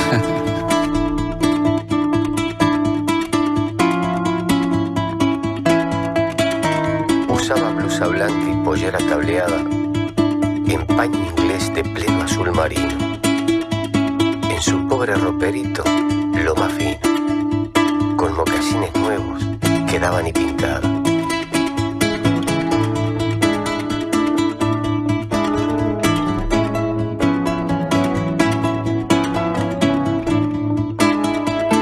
Llegar su silueta delgada, lánguido el braceo, el paso cansino, y se llenaba de duendes el camino y palomas y plantas saludaban alada. Nadie vino a mí con más frescura, ni a nadie aguardé más adelante. Volverla a guardar fuera locura, locura aguardarla cada instante. Pero hay en su regreso tanta ternura que aguardo y vuelve palpitante.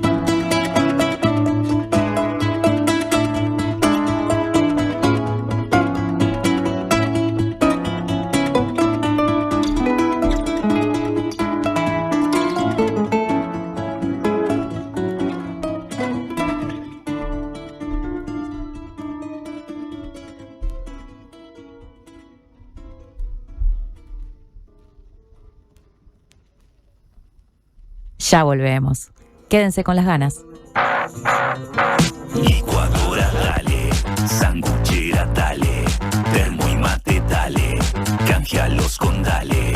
Llegó Dale, el nuevo programa de puntos de ANDA. Ahora, cada vez que usás cualquiera de nuestros servicios, sumás puntos para canjear por lo que quieras en nuestra tienda online. Dale, disfruta de Dale Anda. Conoce más en anda.com.uy. Ver bases, condiciones en anda.com.uy. Cuando estoy en el estudio grabando, cuido cada detalle. Con mi salud, tengo el mismo cuidado. Por eso, desde hace años, elijo El Círculo. Un lugar donde siempre me he sentido cómodo. No solamente por la atención, sino por la calidez humana y el compromiso real para mejorar y crecer. Para mí, esa es la diferencia. Si tu cédula termina en 4 y sos socio FONASA, en abril, hacé como yo. Elegí la mutualista con el índice de satisfacción más alto. Afíliate ahora llamando al 1870. En El Círculo, estamos con vos. Cobertura total de asistencia médica. En Antel, el futuro lo hacemos junto a quienes impulsan el país. Por eso, acompañamos a las empresas con soluciones seguras en nuestro data center. Y también junto a quienes cuidan el planeta. Por eso, trabajamos en la recolección de residuos electrónicos. Porque el futuro se hace juntos.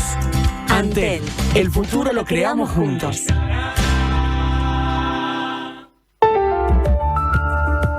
Redes y vías de contacto. Comunicate al 099-891-888. Mail radio@ladiaria.com.uy. Se viene el invierno y el Megal queremos hacértelo más liviano.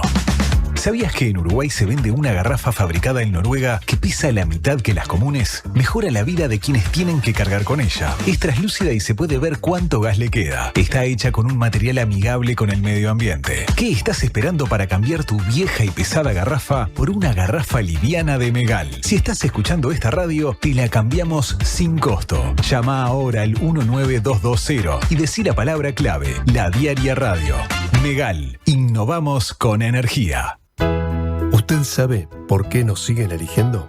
Porque somos credibilidad, confianza, contención y compañía calificada. Porque además le brindamos a los socios más de 20 talleres multitemáticos en la Fundación SECOM destinados a promover la calidad de vida. Y muchos beneficios más. Porque estamos para usted las 24 horas, los 365 días del año. SECOM, primer servicio de compañía de Uruguay y del mundo. Atención, escuchen las ganas. Estamos conversando con Mauro Correa. El recorrido que hicimos a lo largo de su dedicación a la música ha sido largo, no lo vamos a repetir. Me concentro en lo último, que es este sello que tiene su sede ahí en Tristán Narvaja y Mercedes, donde está Discomoda, el local mítico de vinilos, que ahora es la casa de Little Butterfly Records. Ahí ustedes pueden conseguir no solamente una variedad de discos y de cassette y de CDs, de distintos géneros y épocas, sino también todo lo que el sello viene produciendo. ¿Cuántos discos van? ¿Sabes? Y bueno, tenemos como 170 referencias, de las cuales muchos son vinilos, muchos son digital únicamente. Sí. Hay digital y vinilo, otro tanto. ET, por ejemplo. ET tenemos Hambre, fue el primero. De hecho, ET es bastante clave en un momento en el proyecto, porque veníamos hasta ese entonces solamente reeditando obras ya anteriores, claro. Era como que el proyecto del sello estaba enfocado en la recuperación de obra histórica. Por ejemplo, Mateo. Exacto. Mateo Cabrera. Mateo Cuerpo y Alma. Hicimos bastantes cosas de los 70, Días de Blues, Opus Alfa, Siglo. Fines está también, ¿no? No, Fines hicimos el trabajo. Ahí ayudamos a Yui, pero es una edición de Yui. En la fabricación únicamente estuvimos ahí. Porque claro, después logramos aceitar una logística. Claro. Bueno, nosotros fabricamos en República Checa. Los discos vienen de Europa todos. Y de Europa salen hacia distribución internacional, que también es otra de las cosas que nosotros, estamos tratando de promover nuestro trabajo al resto del mundo. Por ejemplo, Japón es un país que tiene mucho, para nuestra escala, ¿no? Yo te digo, lo que es mucho para mí puede ser un chiste para un negocio de una multinacional. Claro, pero bueno, a nosotros nos da mucho orgullo que Disc Union tenga nuestros discos y se encuentra con un disco de Fabri Rossi en una batea. ¿Entendés? Que me ha pasado, me han mandado fotos, recuerdos de Uruguay, de Fabri Rossi en una batea de World Music o Latin. Fabri Rossi, Fabricio Rossi, uno de los responsables de Fil de Agua, el sello Fil de Agua, ¿no? Sí, tenemos, por suerte, esas conexiones con proyectos también amigos como Fil de Agua, que hemos trabajado en algunas ediciones de disco, pues también esta plataforma lo que trato de que sea es una herramienta, que no sea una herramienta únicamente para nosotros. Nosotros hacemos muchas concesiones en nuestro proyecto porque el proyecto lo necesita para que tenga la visibilidad que tiene y alianzas, y parte de eso también está darle soporte a otros proyectos. Hicimos con Paulino Records, el sello de Pau, hicimos Diciembre en vinilo, por ejemplo. Claro. Y con Fil de Agua hicimos un homenaje a Silvia Meyer también, con toda la barra de Fil de Agua. O sea, trato de que este proyecto sea un proyecto abierto y que también responda a proyectos que sean creados desde el corazón. O sea, es imposible estar en todo, tampoco me interesa ni quiero, porque está bueno que hayan proyectos y propuestas independientes. Ahora el otro día me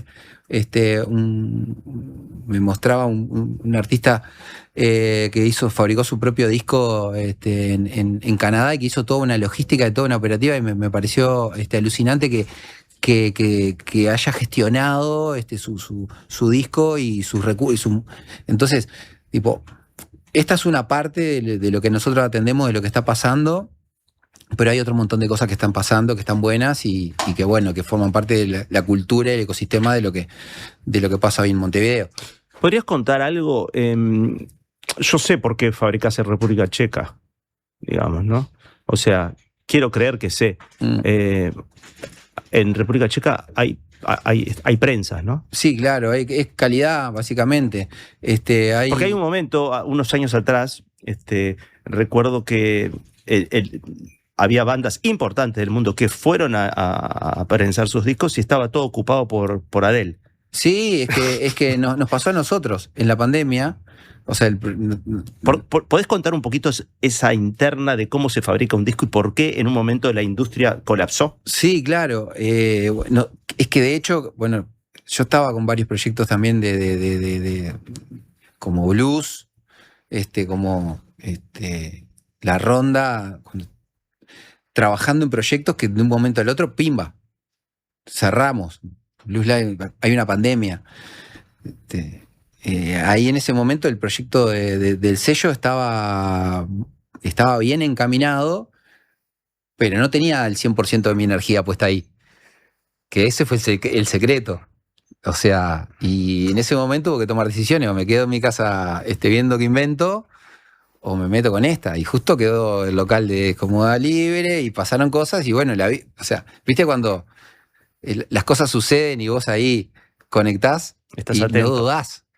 O sea, vas para adelante. Bueno, yo siempre estoy yendo, porque si me pongo a pensar en los riesgos que corro, yo estoy delirando con esto. O sea, estoy todos los días de mi vida delirando con esto. ¿Qué estoy haciendo fabricando?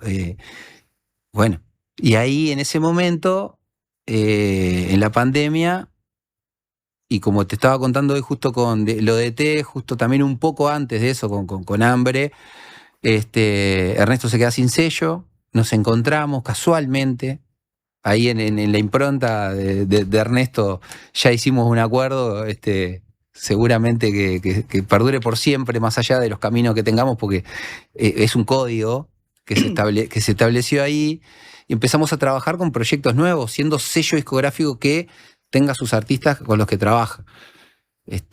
Entonces ahí, en la pandemia, era poner 100% de la energía en eso. Y nosotros ya veníamos trabajando con la fábrica, yendo bien a tu pregunta, en República Checa hacía varios años, a través de unos colegas nuestros que son muy importantes en nuestro camino, que es Munster Record de Madrid, que tienen otro subsello que se llama Bumpy Soul. Y ahí empezamos bueno, ¿qué onda con esto? Vamos a darle. Ahí justo hicimos un acuerdo, en ese momento se estableció un acuerdo con Bizarro, en el cual se abrió el catálogo de Bizarro para poder trabajar en recuperación de esas obras también. O sea, apareció Mediocampo, apareció Empezó a las 4. Acá apareció el prócer ahí para trabajar con él en sus discos, como otros tantos discos. Entonces fue un momento de 100% trabajo. Y ahí empezamos a meter discos a la fábrica, y como nosotros hicimos eso, seguramente pasó en muchos lados, porque también había un grupo de gente que tenía sus recursos económicos, no había problema con la pandemia, estaba bien y no tenía dónde gastarla. Entonces las preventas se vendían un montón, el disco se vendía un montón, entonces las fábricas colapsaron.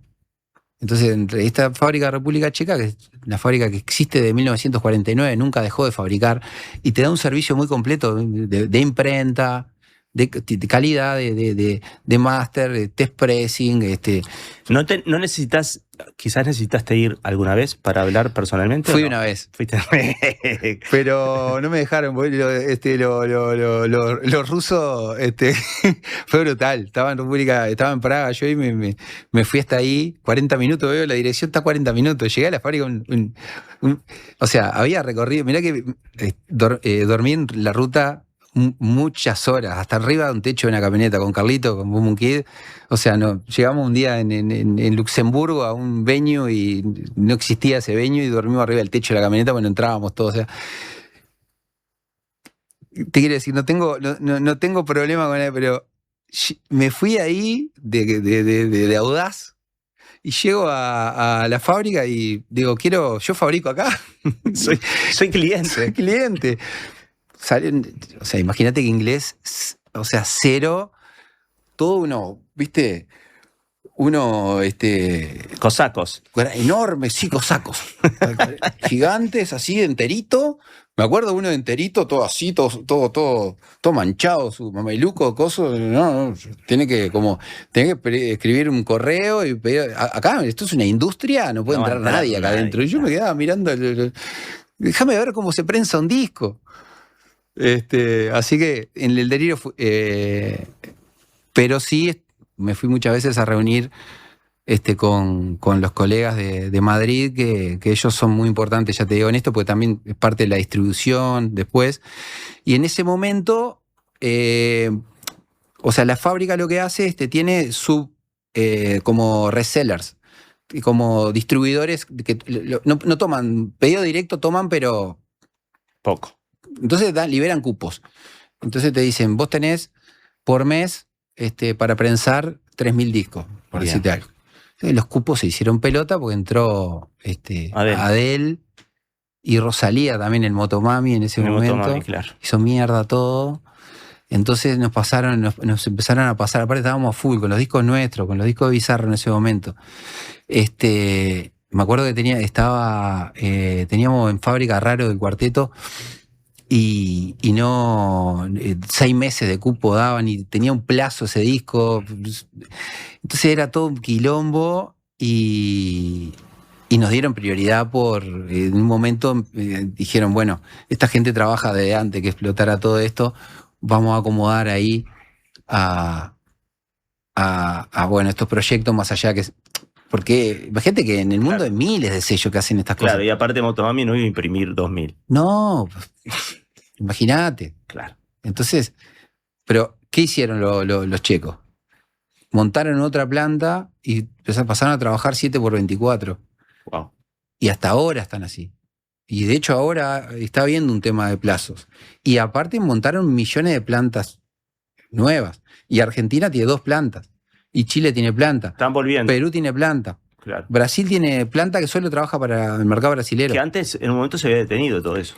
Estaba casi muerto. Se murieron. De hecho, en Uruguay funcionaba hasta el 92.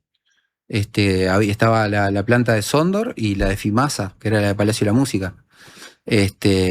Y todas esas, muchas de las fábricas de vinilo se las vendieron para fábricas de calzado, porque por la inyectora de vinilo, digamos, es el mismo proceso, ¿viste?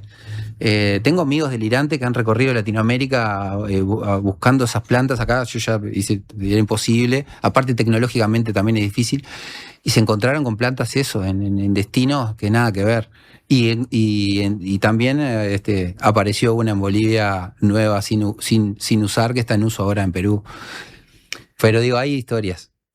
Contame la historia de esto que vamos a escuchar. Bueno, antes. Ya. Bueno, Mateo Tonelo, Henry Solomón, David Vini, 2 muchachos del mundo del universo del jazz de Los Ángeles, cayeron de paracaidistas a Uruguay a través de Bárbara Salazar, una chica de Buenos Aires, que los conecta con Mateo Tonelo, baterista de nueva generación del universo del jazz de acá de Uruguay, un tremendo pibe y tremendo laburante. Hacen un ensamble y hacen una música increíble. Llegan los muchachos de Uruguay a tocar un par de veces acá a conocer la cultura del candombe. Dan con Mateo, dan con Hugo, recorren las calles, se enloquecen con el candombe.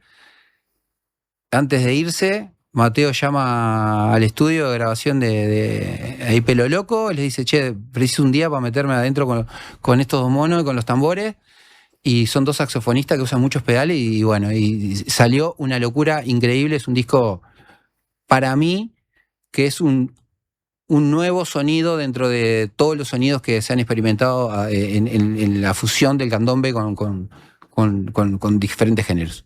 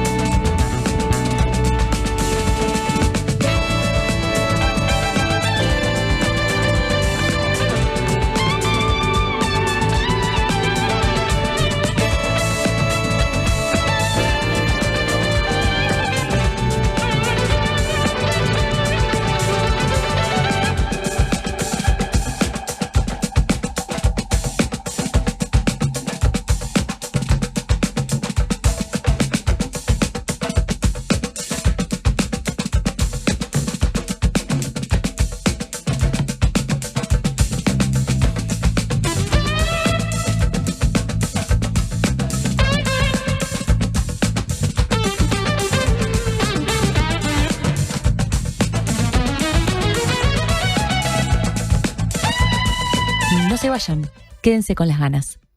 ¿Qué es mejor? ¿La hamburguesa o el choripán? ¿La Rambla o el parque? Nosotros no sabemos. Lo que sí sabemos es que para cobrar tu sueldo, mejor en tu banco. Es mejor porque abrís tu cuenta 100% online y porque tenés la nueva tarjeta internacional Bro Recompensa Mastercard Débito. También es mejor porque tenés adelanto de sueldo sin intereses. Y es mejor porque tenés la seguridad y confianza de siempre en el banco de siempre. Abrí tu cuenta sueldo a través de eBrow. Te lo repito, tu sueldo mejor en tu banco. Banco República, nuestro banco país. Infórmese sobre la garantía de depósitos en su institución de intermediación financiera o en www.copap.org.uy o vía infocopap@copap.org.uy. En la edición de abril de Le Monde Diplomatique Uruguay, análisis del impacto de la guerra de Irán y la invasión al Líbano. En el mundo, Tel Aviv y Washington ya no rinden cuentas a nadie. La lógica de la impunidad de Epstein queda expuesta y la inteligencia artificial está al servicio del imperio. En la región, conocemos los límites del modelo Bukele y las posibles candidaturas presidenciales de Axel Kicillof y del pastor evangélico Dante Gebel. Además, el reclamo de Pedro Sánchez en nombre del sur global.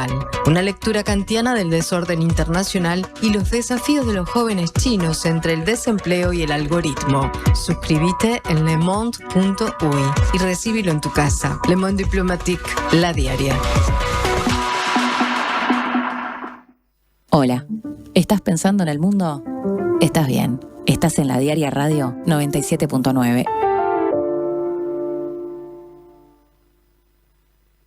Prevení problemas de audición. Evita usar auriculares a volumen alto por tiempo prolongado. Alterna con otros dispositivos. Prevení. Preasociate a la Española. 1920-1234 o preasociate.com. ¿Vas a pintar? Confianza Color. La marca de pinturas que más crece en Brasil y en Uruguay tiene el producto indicado para vos. La calidad que necesites al precio justo. Si vas a pintar, Confianza Color. Que la primera red móvil del país evolucione contigo es una buena señal para vos, porque podés hacer que pasen cosas buenas, podés abrir nuevos caminos, comenzar grandes historias y llenar tu futuro de oportunidades. Juntos hacemos una red que une a todo el Uruguay, porque un país conectado empieza con vos.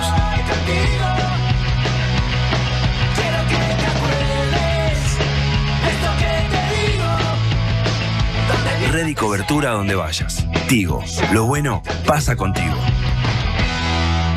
Sabremos cumplir, con las ganas. La cantidad de veces que miré, en este caso era el cassette, creo que yo tenía, ¿no? Con esta foto increíble. Esta foto increíble Impresionante. de Rubén Rada en el disco Adar Nebur, perdón, que es Rubén Rada al revés, vestido... ¿Hay mondongo? ¿Hay mondongo? Sí, hay mondongo. Vestido así, como si fuera un califa.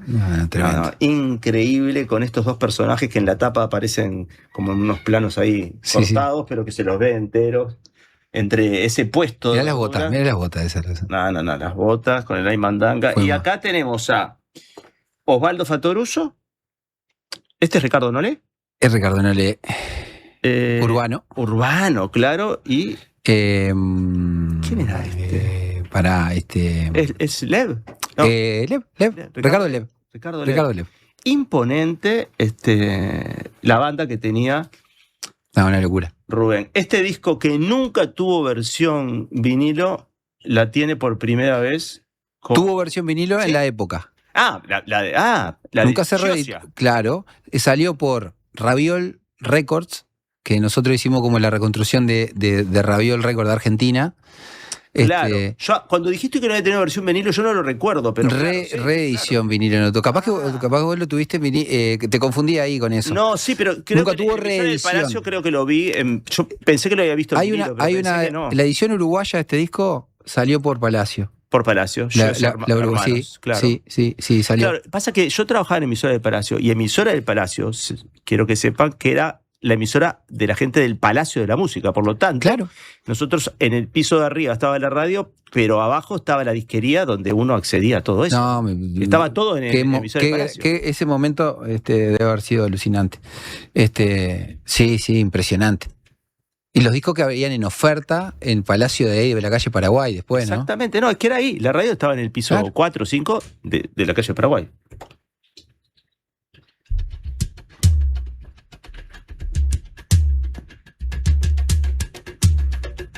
Primer tema del lado 2. ¿Recordás cuál es?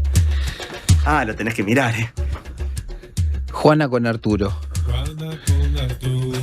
Vos me dijiste si quería alguno en particular y yo te dejé que vos elegí Juana con Arturo. Que vos elijas.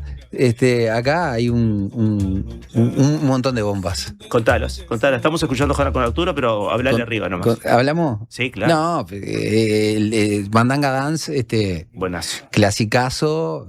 Digo, para estas épocas, de revival de DJ con estos sonidos, una bomba. ¿Qué pasa con la adolescencia? Me parece una locura también. Prestaba un mango tremendo. El otro día pusieron un posteo que me encantó cuando salimos con esto. Dice, qué bueno que sale el disco, pero no tengo un mango. Prestame un disco. Prestame un disco. ¿Sabés que me llega un mensaje acá? Dice, una obra de arte, Mateo Solo Bien Selame en versión de Nair Mirabrat. Bien. Lo compré en Little Butterfly. ¿Pero esa es edición tuya? Sí. Sí. Ahí justo Martín Ibarra estuvo tocando en el Solís. Martín Ibarra es como el responsable de... Sí, Nair Mirabrat es una especie de Adar Nebur. Sí. Su nombre ahí todo mezclado. Y sacamos con ellos Juntos Ahora, que es su primer álbum, y sacamos el disco de Mateo Solo Bien Selame, las reversiones de Nair. De Nair. Muy bueno, un proyecto lindo. Decime una cosa, ¿cómo podés contar algo más en estos minutos que nos quedan, que son poquitos? ¿Cómo seguís teniendo? ¿Cuántos vinilos tenés en tu casa? ¿Los tenés contados? No, ni loco. Ni loco, pero estamos hablando de miles. Hay unos cuantos. ¿Y tenés un espacio para eso? ¿O lo tenés ordenado o no? Vos sabés que estoy en este momento estoy en una crisis con respecto a eso, porque siempre se está en una crisis cuando uno tiene objetos en su casa. O sea, se vive en una crisis. Tenía un mueble muy lindo que lo tuve que usar para otra finalidad, porque abrimos una tienda nueva con mi compañera en Punta del Este este año. ¿Tienda de qué tipo? De discos. Es una tienda de discos con también, está bueno para quienes no conocen, se llama Eterio. Y ¿dónde está? Es en Gorlero, es un mostrador de café de especialidad, con disquería, con un mostrador de café especial, sin comida, nada, solo café y libros de música. Entonces es divino, un espacio súper lindo. Entonces el mueble donde tenías todos los discos se fue para allá. Entonces, bueno, hicimos todo muy, pensado, y ese mueble que le quedaba perfecto. Entonces todos esos miles de discos están esperando el nuevo mueble que en algún momento aparte el llegará. Disco pesa. Claro. No, estamos hablando de que cada disco suma. Yo creo que el peor mambo que tenemos los que coleccionamos discos es pensar cuando te mudás, ¿qué haces? ¿Cómo haces todo eso? ¿No? Y es lo primero. Yo me he llegado a mudar y lo primero que he subido al apartamento nuevo son los discos. ¿Sabés que a mí me pasa que yo tengo mucho vinilo y muchos discos, y muchos libros? Claro. Y hace poco un amigo tuvo la pésima idea de meterme una duda delirante que no tiene sentido. Yo sé que no tiene sentido, pero dijo, vos, ¿sabes una cosa? A mí me parece que estás en el límite del peso que soporta el piso. Bien. Dije, ¿el piso de mi apartamento? No, bueno, el edificio, o sea, estás en un piso 4, en cualquier momento vas a amanecer en el piso 3 con todo esto. No me jodas. No es verdad. No, pero ojo. No es verdad, pero nunca había pensado en la dimensión del peso de las cosas. La dimensión, es impresionante la dimensión del peso. Hay historias de ese tipo ahí. Yo no soy ese delirante que ves, viste que tiene miles acumulador. No, yo no soy acumulador. Yo cada vez que, es más, muchas veces mis discos, los discos nuevos que yo, imagínate, trabajo en la disquería. O sea, una de las cosas que más me gusta es ver uno a uno los discos que aparecen. Y yo hago las compras, selecciono los discos que traigo para la tienda, uno por uno. El catálogo, lo que no, voy escuchando cosas nuevas que no conozco. Y después discos usados que te traen siempre. Entonces yo me llevo por defecto algún disco para mi casa, siempre, por defecto, que no sé lo que. Esto me vuelve loco esta tapa. Digo yo, esto tiene que estar bueno. Claro que está bueno. ¿Entendés? No lo conozco. Y de repente te lo vas llevando. Entonces, pero vos vas llevando cosas que más o menos tienen un sentido. No porque sí, acumular, porque sí, acumular. Entonces, pero en tantos años, eso ya se transforma en algo que es. Señores, importante. Estuvimos y estamos y seguiremos conversando con Mauro Correa, responsable de Little Butterfly Records. Nos tenemos que ir. Se viene Guille Meixeiras, otro piréxico de la época. Qué grande Guille. Me alegra cada vez que llega Guille y el invitado lo conoce y dice, porque ustedes. No, pero tiene razón, porque la verdad que yo estaba en mi casa allá en Las Piedras, y Mundo Cañón, y de repente suena Pirexia. Digo, bueno, no todos los CDs que yo caminaba 18 de julio metiendo en un sobre una gacetilla de prensa los tiraban. Claro. ¿Viste? Hubo gente, y acá hay dos. ¿Sabes qué? Iba a traer esos CDs que los tengo en mi casa, obviamente, para mostrártelos, pero no estoy encontrando nada en mi casa por otros motivos. No, pero ya por desorden puntual, pero los tengo. Me acuerdo de la imagen, los colores, todo. Me está pasando, y con esto cierro, que cada vez que me voy encontrando con muchas historias de pirexia. Para mí, viste, es muy importante, mi vida, mis amigos, mi familia, o sea, es eso. Pero bueno, la historia fue la que fue, una banda, viste, underground, y conectamos lo que conectamos, y de repente te vas encontrando con gente que te va tirando, te va trayendo la historia para acá, y va viéndolo, y decís vos, eso es lindo. Así que gracias, Guille, gracias, Ale. Gracias a ustedes, nos estamos yendo. Vámonos ya que vienen las noticias.